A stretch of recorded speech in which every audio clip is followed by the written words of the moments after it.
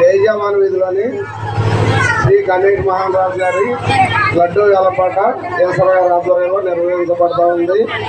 పాడుకునే భక్తులందరూ పాటకు రావాల్సిందిగా కోరుతున్నాం.